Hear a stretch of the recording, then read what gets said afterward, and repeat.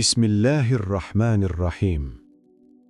Həyat gözlənilməzliklərlə doludur. Səhər evdən sağ-salamat çıxırsınız, amma axşam qayıdacağınıza heç bir qarantiniz yoxdur. Bir gün hər şey yolundadır, o biri gün qəfil bir xəstəlik, qəza, maddi itki və ya böyük bir bəla qapınızı döyür.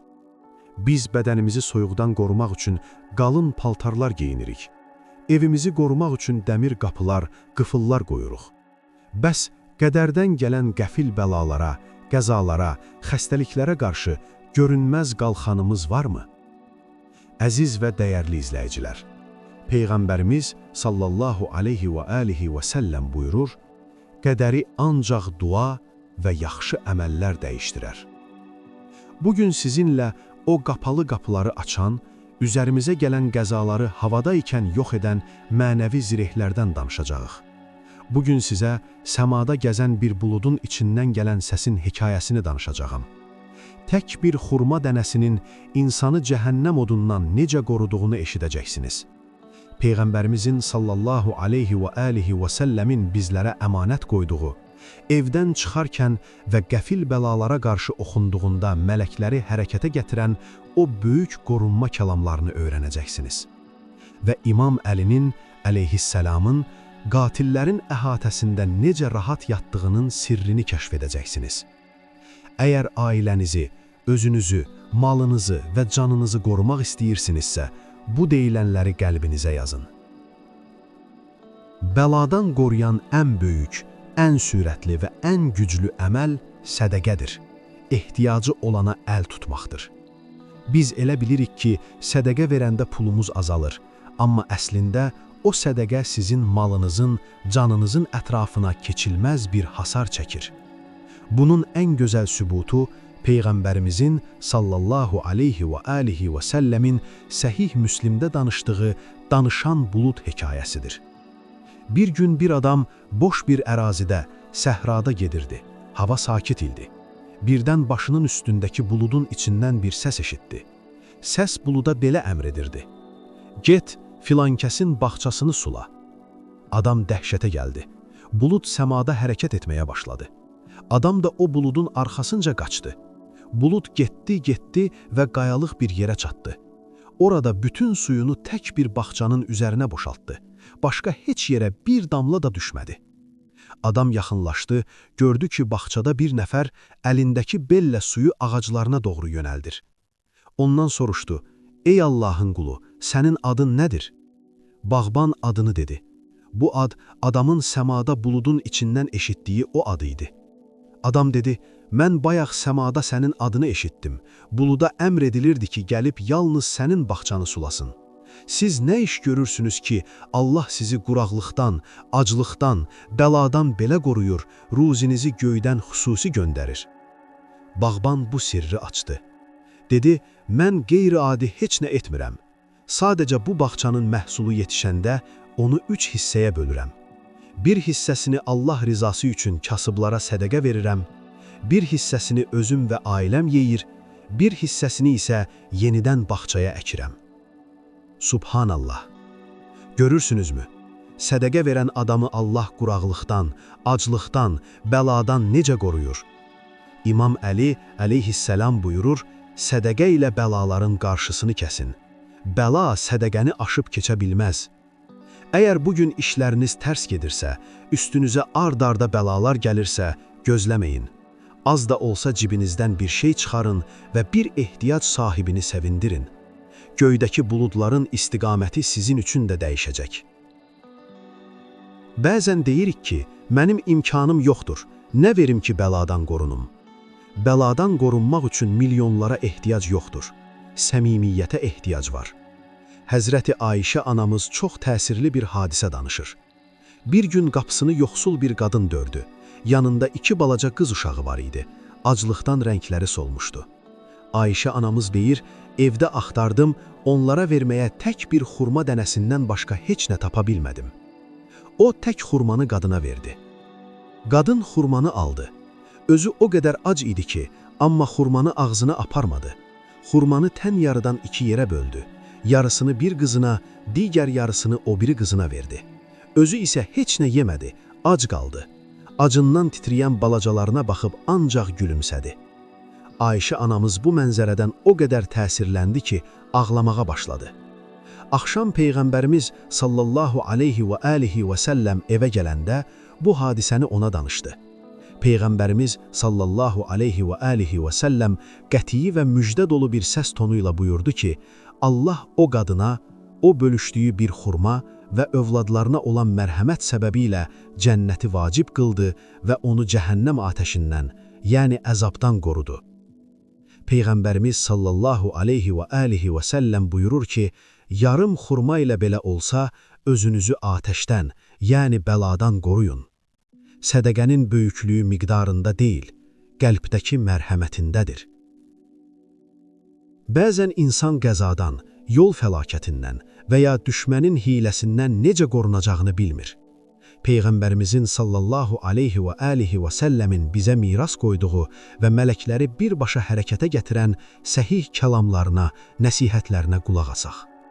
Peyğəmbərimiz sallallahu aleyhi və alihi və səlləm Səhih Əbu Davudda keçən hədisində buyurur ki, bir insan evindən çıxarkən bu kəlamları desə, görünməz aləmdə möhtəşəm bir hadisə baş verər. Bismillahi, təvəkkəltu aləllahi, la həvlə və la quvvətə dillə billəh. Allahın adıyla, Allaha təvəkkül etdim. Allahdan başqa heç bir güc və qüvvət yoxdur. Rasulullah sallallahu aleyhi və alihi və səlləm bəyan edir ki, insan bu üç cümləni deyəndə ona belə nida edilər ki, sizə doğru yol göstərildi. Siz ehtiyaclardan qurtuldunuz və siz qorundunuz. Və həmən an şeytanlar, yəni bəlalar ondan uzaqlaşar və digər bir şeytan isə öz yoldaşına belə deyər ki, doğru yol göstərilmiş, hifz edilmiş və qorunmuş bir insana sən necə zərər verə bilərsən? Əziz və dəyərli izləyicilər, görürsünüzmü, hər səhər işə, yola çıxarkən tələm-tələsik qapını çırpıb getməyin. Durun, 3 saniyənizi ayırın və bu nəsihətə əməl edin. Digər bir sarsılmaz zireh isə Peyğəmbərimizin sallallahu aleyhi və alihi və səlləmin Abdullah ibn Xubeybə öyrətdiyi sirridir. Rasulullah sallallahu aleyhi və alihi və səlləm ona belə nəsihət etdi ki, səhərə çıxdığında və axşama çatdığında İxlas, yəni Qul huvallahu əhəd, Fələq və Nas surələrini 3 dəfə oxu. Bunlar sizi hər bir şeyə qarşı, yəni hər bir bəlaya, şərə, nəzərə qarşı qoruyacaq, sizə kifayət edəcəkdir. Bu 3 surə sizin qaranlıqda yandırdığınız məşal, üzərinizə gələn zərərə qarşı çəkdiyiniz sipərdir. Bu nəsihəti əsla tərk etməyin. İnsanı ən çox qorxudan şey bəlanın həbərsiz, qəfil gəlməsidir. Uzun illər qurduğunuz bir işin bir gündə məhv olması, sapsağlam ikən qəfil bir xəstəliyə tutulması, sahib olduğunuz nemətin əlinizdən qəfildən alınması, Peyğəmbərimiz sallallahu aleyhi və alihi və səlləm bəlanın məhz bu növündən Allaha sığınırdı. O, Səhih Müslimdə keçən nəsihətində ümmətinə bu dəhşətli senarilərdən necə sığortalanmağı öyrətmişdir. Rasulullah sallallahu aleyhi və alihi və səlləm hər zaman bu kəlamlarla Allaha dua edərdi. Bu duanı qəlbinizə yazın. Allahümmə inni ə'udhu bikə min zəvali ni'mətikə və təhəvvüli afiyyətikə və fuc'əti niqmətikə və cəmi'i saxatikə. Tərcüməsinin böyüklüyünə diqqət edin. Allahım, mənə verdiyin nemətlərin yox olmasından, bəxş etdiyin sağlamlığın və huzurun geri alınmasından, sənin qəfil cəzandan, yəni qəfil gələn bəladan və sənin bütün qəzəbindən sənə sığınıram. Baxın, bu 4 maddəyə: nemətin yox olması, iflas etmək, ailənin dağılması, ruzinin kəsilməsi, sağlamlığın geri alınması, qəfil bir diaqnoz, qəza nəticəsində əlil qalmaq, qəfil cəza, yəni bəla, hazırlıqsız yaxalanmaq, Allahın qəzəbi, bütün fəlakətlərin anası. Əziz qardaş və bacılarım, Peyğəmbərimiz bizə bu duanı öyrətməklə əslində qorunmağın yolunu göstərir. O, bu bəlalardan ancaq mənə sığınmaqla qurtula bilərsiniz həqiqətini bizə çatdırır. Dua, qədərin oxunu havada tutan tək qüvvədir. İmam Əli əleyhissalam buyurur, dua enmiş və hələ enməmiş bəlaları dəf edər. Dilinizi qeybətə, boş sözlərə deyil, Peyğəmbərin bu qızıl kəlamlarına öyrəşdirin. Bu nəsihətlərə əməl edənin ürəyi dağ kimi möhkəm, evi isə qala kimi güvənli olar. Gəlin bəlanın, təhlükənin ən zirvəsinə, qılıncların kölgəsinə gedək. Bəzən bəla qəfil gəlmir. Siz özünüz haqq yolunda bəlanın düz mərkəzinə girməli olursunuz. O an insanı nə qoruyar? İmam Əli əleyhissalam buyurur, kim Allaha təvəkkül edərsə, ona arxalanarsa, Allah onun üçün hər bəladan bir çıxış yolu açar. Hicrət gecəsini xatırlayın. Məkkə müşrikləri Peyğəmbərimizi sallallahu aleyhi və alihi və səlləmi öldürmək qərarına gəlmişdilər. 40 qəbilədən 40 dənə peşəkar qatil seçilmişdi. Gecə vaxtı qılınclarını sıyırıb Peyğəmbərin evini mühasirəyə almışdılar. Sübh açılan kimi hücum edib onu yatağında doğrayacaqdılar. Peyğəmbər sallallahu aleyhi və alihi və səlləm isə evdən çıxmalıydı. Lakin kimsə onun yatağında yatmalıydı ki, qatillər elə bilsinlər ki, o evdədir. Bu, qəti ölüm deməkdir. 40 qılınc sizin üstünüzə inəcək. Peyğəmbər sallallahu aleyhi və alihi və səlləm gənc Əliyə dedi, ey Əli, bu gecə mənim yatağımda yatarsanmı? İmam Əli əleyhissalam zərrə qədər qorxmadan, tərəddüd etmədən ancaq bir sual verdi. Sənin canın sağ qalacaqmı, ya Rasulallah? Əgər sağ qalacaqsansa, canım sənə fəda olsun. O gecə, qatillər qapıda dayanıb qılınclarını itiləyərkən, İmam Əli əleyhissalam Peyğəmbərin yatağına uzandı və Peyğəmbərin yaşıl əbasını üzərinə çəkdi. Və heyrətamiz bir şey oldu. İmam Əli əleyhissalam o qədər rahat, o qədər dərin və şirin bir yuxuya getdi ki, səhərə qədər sakitcə yatdı.